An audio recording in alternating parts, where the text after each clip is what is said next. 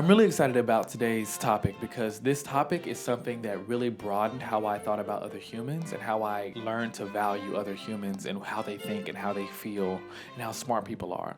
Because in this world, especially in Western culture, a lot of intelligence is measured by IQ test, is measured by logical, mathematical. If you can process information really fast, if you can, have deductive reasoning, if you can do great on your math tests, or if you can read at a college level in the fifth grade, then you're seen as really, really smart and intelligent. And Howard Gardner, who's an American developmental psychologist, contests that there are multiple kinds of intelligences. And that was huge for me because I was like, yeah, growing up in school, I think I'm a fairly intelligent person. Yet I wasn't being validated as such. This theory really helped me to view my own intelligence and really value that. This is going to take some time. I highly recommend you watch all the different types so that you can know. And I'm going to explain them in depth. If anyone thinks at all, that I'm like a professional, I am not. I am just a guy. I'm just a guy who's thinking about stuff. So I just want to tell you that before we continue. So, diving in. There are 9 different kinds of intelligence. This is what Howard Gardner says. The first is naturalistic intelligence. This is someone who has a great sensitivity to the natural world around them. If you have a green thumb, if you're good with plants, if you can tell different kinds of bark, I don't know who can tell different kinds of bark, but if you can tell different kinds of trees, different kinds of animals, different kinds of clouds, if you have a keen eye for detail and you can notice changes in your surroundings. Katniss Everdeen from the Hunger Games, she's someone who's very naturalistically intelligent. If you watch anime and Hunter x Hunter, Gon, the lead character, he is very naturalistically intelligent. He has a very deep connection. He can smell things in the wind, like he notices small changes, which makes him such a great hunter. Next is musical intelligence. Musical intelligence. Dance so sweet. Musical intelligence. It's pretty straightforward. I mean, if you have a sensitivity to sound, if you pick up music easily, if you can play music well, if you play multiple instruments, if you have a sensitivity to sound, those things cater to someone who's musically intelligent.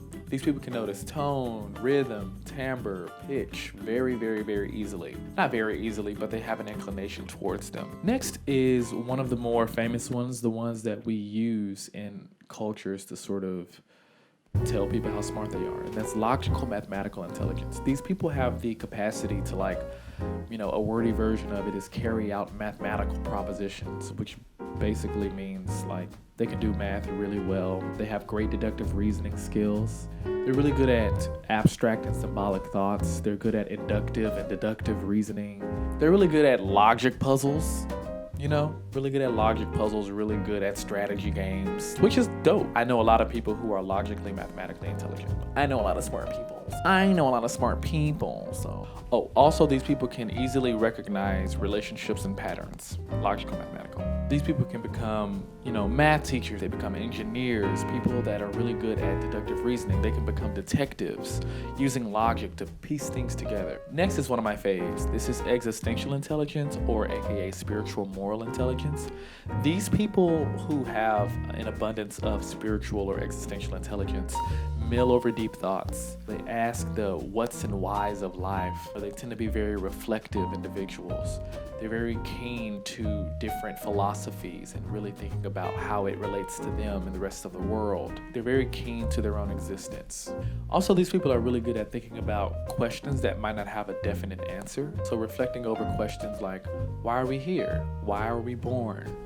Great at philosophizing. Also existentially intelligent people are not often confused by their own feelings. They have an awareness, which I think is dope, which kind of makes me worried that I might not be as existentially intelligent as I think, because oftentimes I am confused by my own feelings. All right, next is interpersonal intelligence. Let me put the guard up because this is a pretty plosive word. Okay, the next is interpersonal intelligence. And these people are very good at getting along with others. You know, they're great at communicating non-verbally, verbally. They can read others very well. They're people. They're social. They're great at noticing motives and shifts in people's moods. They're also really good at considering multiple points of views, which means that they're high in empathy. People with great interpersonal intelligence become politicians, they become teachers, they become actors, they become social workers, things that involve other people. And you know, they might be communications majors in school. Isn't this so cool? Like, we have terminology now. Like, you're smart, you're intelligent, and you're great. And just because the world doesn't know how to quantify or qualify your intelligence doesn't mean you're not intelligent. All right, I think I can move this. Next is bodily kinesthetic intelligence. And these people have the capacity to stay coordinated when using a range of different physical skills. So they have very high body awareness. They can pick up things well. They learn best by doing. These people can be dancers. These people can be surgeons, Olympians, people who play sports. You know, these people can be crafters, molders, people who understand their body and space. All right, so the next one is linguistic intelligence, and this is a really cool one. These are the people who have the capacity to think in words and be able to communicate them and think about complex ideas and make themselves heard and express themselves very well. These people tend to pick up languages a little quicker. These people can digest complex meanings and then express them through language. These people tend to be public speakers, novelists, journalists. Comedians tend to be people who are linguistically intelligent, people who have some of the coolest sayings, people who can really express themselves very well. Those people are linguistically intelligent. Intrapersonal intelligence. Now, this is a really cool one and also another one of my faves. Whereas interpersonal intelligence deals with interacting with other people, intrapersonal intelligence deals with interacting with yourself and being able to understand your own thoughts and feelings and emotions. And in conjunction with that, being able to plan your life out. These people have a wider understanding of the human condition. They can also motivate themselves from the inside. They don't necessarily need some sort of physical reward or some sort of outside motivation. People who are intrapersonally intelligent can actually motivate themselves from inside, which I think is pretty cool. I don't know how about that. But these people tend to be very, very spiritual individuals. If you have that friend who you like to talk to because you know that they will listen to you and they'll give you great advice and they make you feel heard, that person is someone who's very intrapersonally intelligent. I'm just going to put this back because the intrapersonal, that keeps blowing up. These people can become pastors. They can become spiritual leaders. They can become philosophers. They can become psychologists. The last one that we have on this list is spatial intelligence. And I really like this one because it's interesting and it's something that we don't really think about. These people have the interesting ability to think about things in 3 dimensions. These people are great at jigsaw puzzles. They're really good at reading maps. They're good at directions. So if you get lost, they can understand where they are at a point.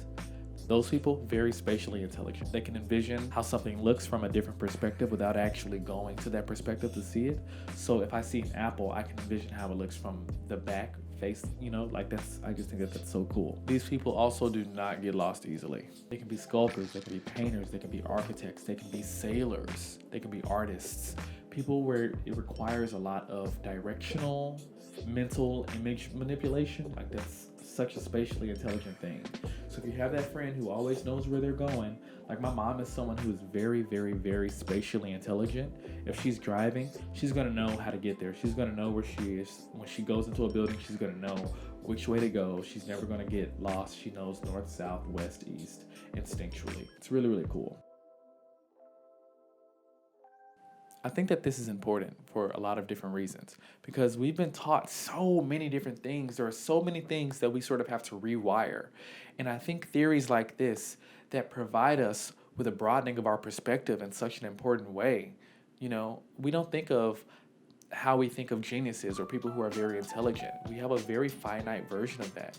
And so there are people who are so very smart in so many different fields. There are farmers, there are janitors, there are people on Wall Street, there are musicians who are geniuses and who are very, very, very, very smart in what they do. I'm really grateful that you all have watched. Thank you so much. Please like, comment, and subscribe. You can follow me on Instagram at JohnnyLeeB3 right here or wherever I decide to put it. You can go follow me and let me know what kind of intelligence you think that you have. Do you have spatial intelligence? Do you think you have interpersonal intelligence, intrapersonal intelligence? Do you think that you're bodily kinesthetically intelligent? Let me know what you think, and let me know how this video affected you, because I know for me, when I discovered this, I was like, whoa, this is huge, and I really am learning to value other people. So let me know, and until next time, blah blah blah. Thank you all for watching.